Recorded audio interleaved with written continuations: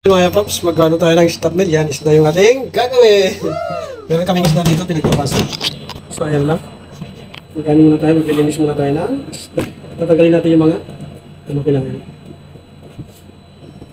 At ayan, sa mga hindi pa pala nakapag-subscribe sa Jonathan Julian channel. Ano pang hinihintay nyo? Mag-like, comment, at share lang mga paps sa aking mga videos. Siyempre, manonotify naman ako sa mga nagko-comment sa akin.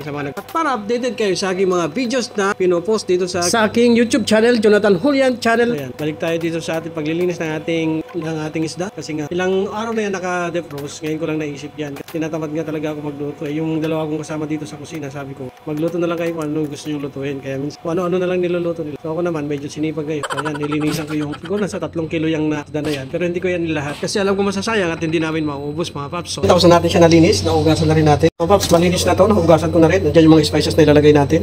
So yan, mag-start na tayo mag-mix ng ating mga ingredients dito sa bowl muna. Tsaka natin ihahalo yung ating isda. So yan, maglagay muna tayo ng garlic powder. Maglagay tayo ng dry na spices. Ayan, dahon. Cayenne pepper. Turmeric. Maglagay tayo ng turmeric. Black pepper coarse. Yung ano, dinikdik na paminta. Mas masarap to kasi mas mabango pa kaysa yung powder. Ayan na. Crushed chili or chili flakes. Lagay tayo dito na patis. Lagay pa tayo dito na yung paprika. Tapos na yan ating tabasco. Maglagay tayo ng tabasco. Maglagay pa tayo dito na oil. So yan. Ayos lang din naman pag butter yung gagamitin. Siya, i-mix ng maayos. Ilang siya. Tapos, tsaka na natin siya i-mix yung ating mga isda dito.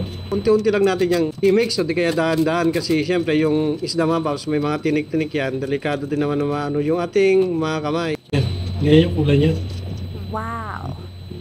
Ilaw tapos ano siya. Yan, lagyan din natin sa loob. Ating lagyan ng baking paper itong ano, ating lalagyan. Saka natin i-layer yung ating isda dito. So ganyan. Tapos itong tira niyan, saka natin ilagay dito. Yan, para dagdag lasa ng ating isda mga paps. Yan. So natin ilagay yung ano, yung isda. I-preheat muna natin yung oven na gagamitin natin. So yan, dito yung oven. Lagay muna natin siya. Ayan. Lagay natin stop meal. Tatatlo lang gawin kakain dyan mga paps. So yan. 5 piraso. Hindi mahiwa ko. Tapos meron pang tira nandito sa ilalim. Gagawin kong sabaw yan sa susunod.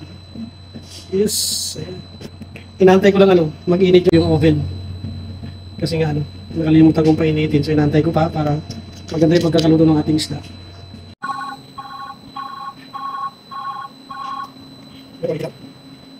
6 minutes. Tsaka natin lalagay yung ating isda. Na yung ating ano, may tumutunog na. So lalagay na natin yung ano. Set natin siya na 15 minutes. So yung ating first part ng baking na ano lang isda, pupusin na natin. So, ito na yung kanyang Wow! look. Uy, ganda naman. Pero hindi pa yan tapos kasi babalik na rin pa yan natin. Babalik pa rin natin para maluto yung kanyang other side. Na yung kagandahan, pag nilalagyan ng, ano, ng baking paper, at least hindi siya dumidikit sa ating pan. Mas madali siyang balik pa rin. Saka natin siya ibalik na dito sa loob. Pabalik na natin. Yan. So 10 minutes na lang gawin natin. Kasi malambot na siya. Ayan. Okay na yan. So yan, titignan natin after na yan kasi pwede na tayong kumain.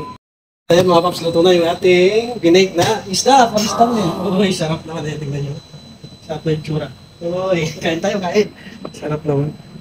Ang sarap mga paps ng ating ano, stop meal na isda. Uy, kain tayo, kain. Diba? Malaman pa yan. Ayan, yung mga laman.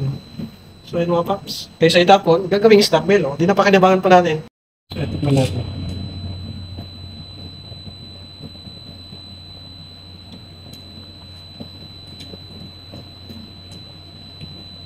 So, mga paps.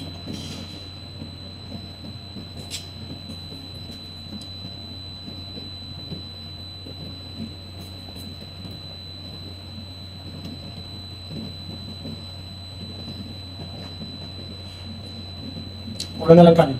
Kapag sayo ko yung mga kasama ko, magsayin na sila. At ayan mga paps, hanggang dito na lang yung aking video. Yes po mga paps, abangan nyo po yung susunod na videos ko dun sa stop ipagluluto na yun kasi magluluto din ako ng biryani. So yan lang po mga paps. Thank you po. Bye-bye and God bless everyone. Thank you. Bye-bye.